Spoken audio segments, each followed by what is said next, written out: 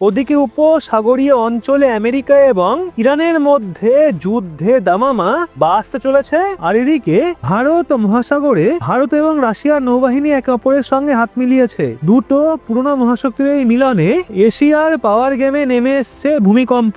আমেরিকার স্যাংশনের ভয়কে একপাশে সরিয়ে রেখে ভারত আবারও বেছে নিল তার পুরনো বন্ধু রাশিয়াকে। মস্কো থেকে দিল্লি পর্যন্ত গড়ে উঠল একটা নিরাপত্তা প্রাচীর। 2026-এর ফেব্রুয়ারি এই মাসটা হয়তো বিশ্ব ইতিহাসে সবচেয়ে উত্তপ্ত মাস হিসেবে নথিভুক্ত হবে।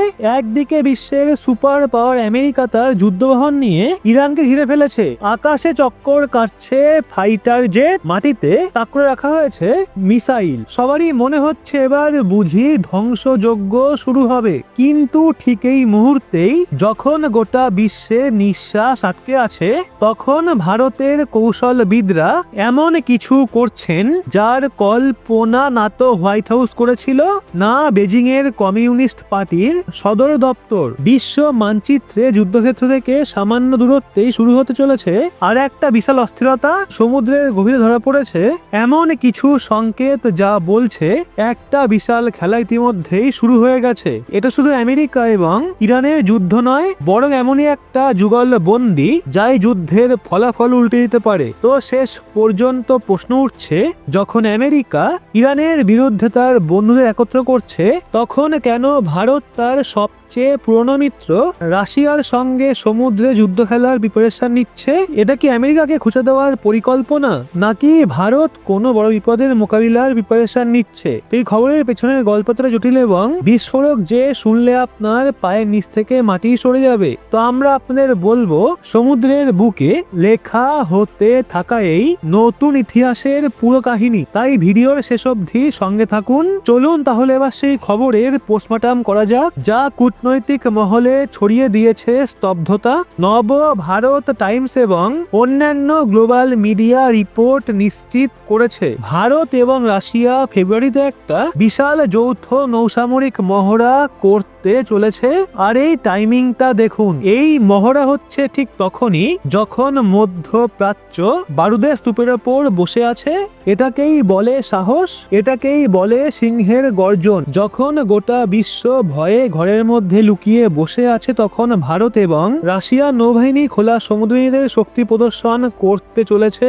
এটা কোনো সামান্য এক্সারসাইজ নয়, এটা দুই মহাশক্তির সেই মিলন যা পরিষ্কার করে দেয় ভারত তার বিদেশ নীতি ওয়াশিংটনের ফ্যাক্স মেশিন থেকে নয়, বরং নিউ দিল্লির সাউথ ব্লক থেকে চালায়। আমেরিকা চেয়েছিল ভারত রাশিয়া থেকে দূরত্ব বজায় রাখুক, তারা চাপ দিয়েছে, হুমকিও দিয়েছে, কিন্তু ভারত এক ঝটকায় গোটা বিশ্বকে জানিয়ে দিয়েছে জাতীয় স্বার্থের চেয়ে বড় কোনো চাপ আমাদের কাছে নেই। তো এই মহড়ায় ভারতের প্রাণঘাতী ডেস্ট্রয়ার, স্টিল ফ্রিগেট এবং সেই সম্ভবত সাবমেরিনগুলো থাকবে যাদের নাম শুনলেই শত্রুদের ব্লাড প্রেশার বেড়ে যায়। অন্যদিকে রাশিয়াও তার সবচেয়ে শক্তিশালী যুদ্ধজাহাজগুলো ভারত মহাসাগরে পাঠাচ্ছে। এবার এই টাইমিং এর খেলাটা একটু বুঝে নিন। ফেব্রুয়ারিতে আমেরিকা এবং ইরানের মধ্যে উত্তেজনা চরমে পৌঁছাবে, তেমন সিচুয়েশনে ভারতের সুযোগ ছিল চুপচাপ বসে সবকিছু দেখা, কিন্তু ভারত বেছে নিয়েছে অ্যাকশন। এই সময়ে রাশিয়ার সঙ্গে যুদ্ধাভ্যাস করার মানে ভারত আমেরিকাকে পরিষ্কার বার্তা দিয়েছে, তোমরা আমাদের কৌশলগত অংশীদার হতে পারো, কিন্তু বিপদের সঙ্গী রাশিয়া। ভাবুন তো, আমেরিকা যখন তার পুরো শক্তি ইরানের বিরুদ্ধে লাগাচ্ছে, ঠিক তখনই তার নাকের ডগায় ভারত মহাসাগরে তার সবচেয়ে বড় প্রতিদ্বন্দ্বী রাশিয়া ভারতের সঙ্গে কাঁধে কাঁধ মিলিয়ে হাঁটছে। এটা আমেরিকার জন্য ক্ষতে নুন ছিটানোর মতো, কিন্তু ভারতের কূটনীতির সৌন্দর্য এখানেই। আমেরিকা চাইলেও ভারতের কিছু ক্ষতি করতে পারবে না, কারণ চীনকে ঠেকাতে তাদের ভারতের প্রয়োজন। ভারত এই বাধ্যবাধকতার সুযোগ নিয়েছে এবং এমন এক কৌশলগত স্বায়ত্ত শাসনের প্রদর্শন করেছে যার উদাহরণ পাওয়া কঠিন। এই মহড়ার তাৎপর্য শুধু আমেরিকাতে সীমাবদ্ধ নয়, এ সরাসরি যোগ রয়েছে পাকিস্তান এবং চীনের সঙ্গেও। গত কয়েক বছরে চীন ভারত মহাসাগরে তার সাবমেরিন অনুপ্রবেশ বাড়িয়েছে। মায়ানমার থেকে আফ্রিকা পর্যন্ত তারা ঘাঁটি বানাচ্ছে। চীনের ধারণা ভারত মহাসাগর তার ব্যাকইয়ার্ড, কিন্তু এখন যখন তারা দেখবে ভারত এবং রাশিয়ার নৌবাহিনী একসঙ্গে একই ফরমেশনে একই শত্রুকে টার্গেট করার মহড়া করছে, তখন তাদের সব দম্ভ চূর্ণ হয়ে যাবে।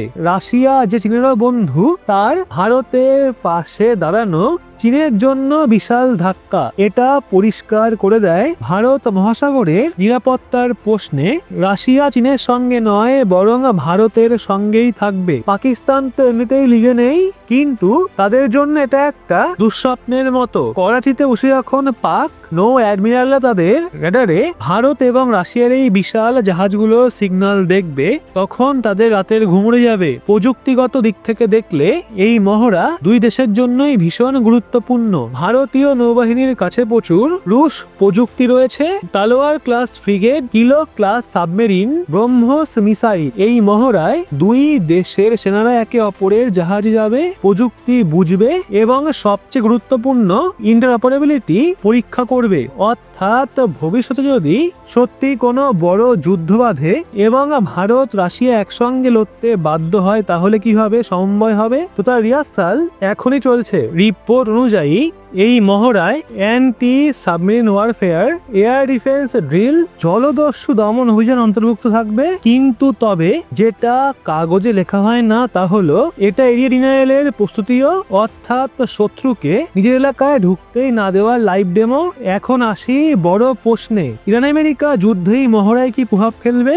আসলে এই মহড়া ভারতের জন্য এক ধরনের নিরাপত্তা ঢাল হিসেবেও কাজ করবে। যখন ভারত মহাসাগরে এত বড় পরিমাণে যুদ্ধ জাহাজ থাকবে, তখন কোনো শক্তি, হোক সে চীনা নৌবাহিনী বা অন্য কেউ, ভারতের বাণিজ্যিক জাহাজে হাত দেওয়ার সাহস করবে না।